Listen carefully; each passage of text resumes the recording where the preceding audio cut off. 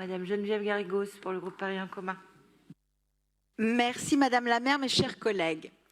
Au Congo, chaque jour, c'est le 11 septembre.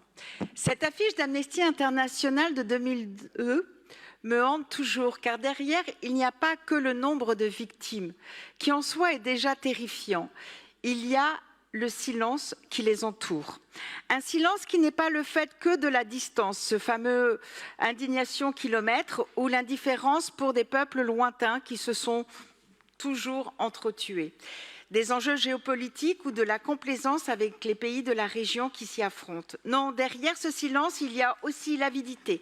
Notre avidité pour les minerais dont regorge la région. Hier, les diamants, aujourd'hui, ces métaux sans lesquels nos téléphones, nos batteries ne sauraient être produits. Et pour leur contrôle, les groupes armés qui en tirent leur richesse, comme hier avec les diamants du sang, pour leur contrôle, s'affrontent, massacrent avec une violence, des violences auxquelles nous restons sourds.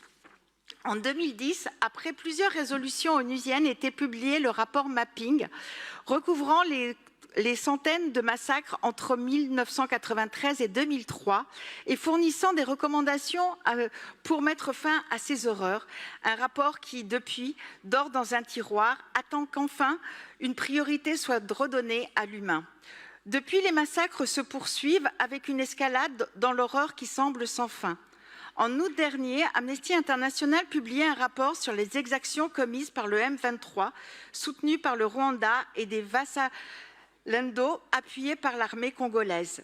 Exécutions sommaires, disparitions forcées, attaques d'hôpitaux, tortures et des viols de femmes, d'hommes, d'enfants, des viols collectifs d'une brutalité sans limite. Cette guerre ne fait pas exception. Le viol y est utilisé comme une arme, non pas simplement de guerre, mais de destruction massive. Les groupes armés s'en servent pour terroriser les habitants et imposer leur contrôle territorial. Les agressions se multiplient autour des camps de déplacés, sur les trajets pour aller chercher du bois, de l'eau ou de la nourriture. Le viol est utilisé pour briser les corps et les esprits. Dans son sillage, grossesse, infections sexuelles, blessures physiques et victimes meurtries par la honte. 30% des femmes en République du Congo sont rejetées par leur famille, sans maison ni protection, exclues de leur communauté en raison de la stigmatisation liée au viol. Le phénomène est massif. Rien qu'en 2024, près de 40 000 femmes ont été victimes de violences sexuelles dans la région du Nord Kivu, et ce malgré la peur de parler. Ce sont des femmes et des filles, mais aussi des hommes et des garçons. Human Rights Watch estime d'ailleurs que depuis le début du conflit, ce sont 400 000 femmes, hommes et enfants qui auraient été victimes de violences sexuelles. Et pourtant, 15 ans après la publication du rapport Mapping, les victimes attendent toujours. Avec cette subvention, la ville entend participer au programme justement développé par les Nations Unies pour favoriser l'accès à la justice des victimes de violences sexuelles dans ce conflit. Il s'agit de fournir une aide juridique aux survivants et aux survivantes et de former les acteurs de la société civile sur le droit en matière de protection de l'enfant et de la prévention des violences sexuelles, de sensibiliser davantage la société civile locale aux violences sexuelles fondées sur le genre.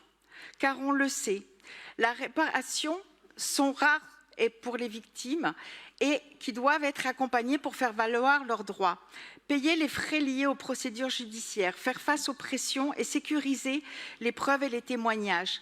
C'est le prix qu'elles doivent payer pour enfin devenir des survivantes visibles aux yeux de la société et retrouver leur dignité, obtenir la vérité et la condamnation des responsables.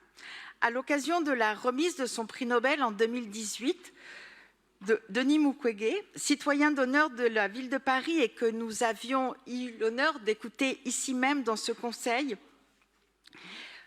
porte-parole des centaines de milliers de femmes menacées par les groupes armés en RDC, déclaré « Ayons le courage de révéler les noms, les auteurs des crimes contre l'humanité pour éviter qu'ils continuent d'endeuiller cette région.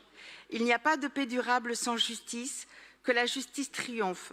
Cela permettrait au peuple congolais d'enfin pleurer ses morts, faire son deuil, pardonner ses bourreaux, dépasser sa souffrance et se projeter sereinement dans le futur. Avec cette délibération, la ville de Paris va contribuer à cette justice et je vous remercie de voter cette délibération.